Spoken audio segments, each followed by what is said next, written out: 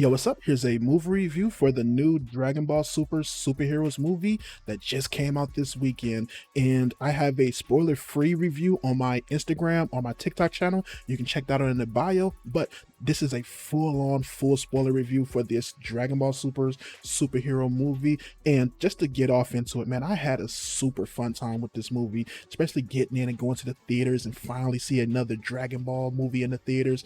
This movie right here basically follows the Red Ribbon Army as they have a new commander in what's his name? Magenta, who's the son of Commander Red from the original Dragon Ball Red Ribbon Army. And then you have him, he hires up the grandson of Dr. Gero, who is Dr. Hedo. And this guy wants to create these robotic android superheroes, and he's getting the funding from the Red Ribbon Army to do so.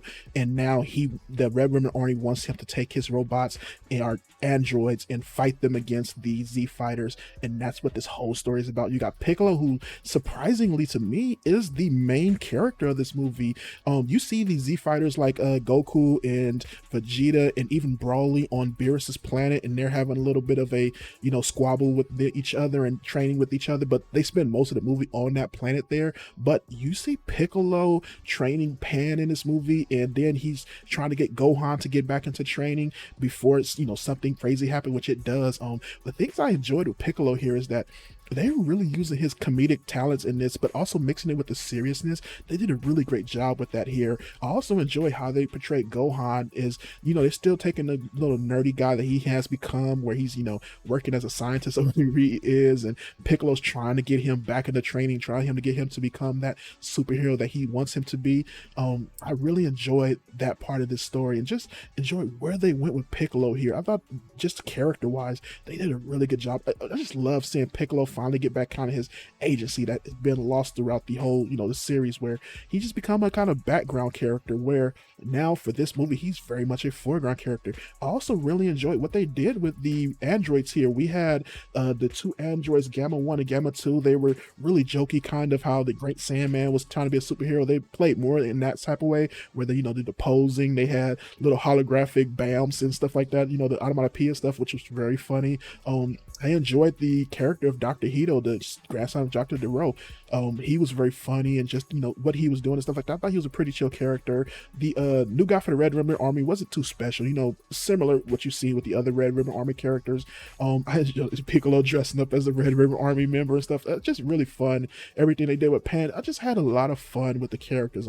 There's nothing special about this movie as far as in them doing anything different with the characters. It's still the same type of jokes that you get from a general Dragon Ball movie, or that you get from any other DBZ stuff.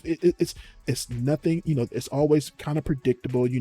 What's going to happen, who's going to turn evil, who's going to turn good. You get what's the big villain at the end is going to be, which ends up being Cell Max, which is basically a giant version of evil Cell, when it's all red and stuff like that. It has no personality and everything, and it's basically like the Z fighters got to go into a big raid or end boss battle with this big ass Cell and beat him. But I enjoy what they did with that. A little bit more spoilers. Piccolo gets another transformation here, which basically turns him into this big beefing orange character, which I really enjoy. I love to look at. I loved how they did the transformation here as well. That was really, really fun.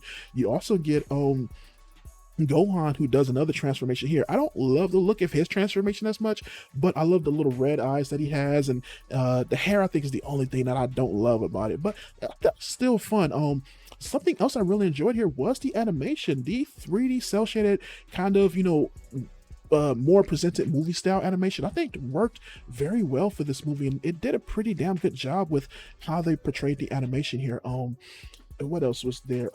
So the thing is that even though it's 3D, I still think that I do love the 2D stuff a little bit better, because you can just get a lot more fluidity and just the variation of just what you can do with the 2D style of animation. Clothing can move more, and you can just do a little bit more, as with 3D, it's different. The thing that you can do with 3D is you can change the camera angles and spin the camera around a lot more, you know, position it a little bit differently and stuff like that, which they took full advantage here, a little bit too much at times, but I enjoyed what they did with the animation and just the scenery and stuff like that here. It was really good. A lot of the other characters were pretty funny. You got some stuff with Bulma and when Piccolo's summoning the dragon and getting his one wish to give him more power, and Bulma ends up taking the rest of the wishes to create cosmetic surgery. I enjoyed that and stuff. This all in all is just a goofy ass, fun Dragon Ball Z movie, or Dragon Ball superhero movie, or super movie, or you want to call it. But I had a good time with this movie, and you know, even the stuff where Goku and Vegeta and on the planet with Beerus and Brawly and stuff like that, and him getting crazy about them sparring against each other. I thought that was fun, and that ended up being like the last end credit scene. But yeah, this was a fun little movie. I say if you watch this spoiler review and you didn't fully watch the movie, go watch it. I thought it was fun.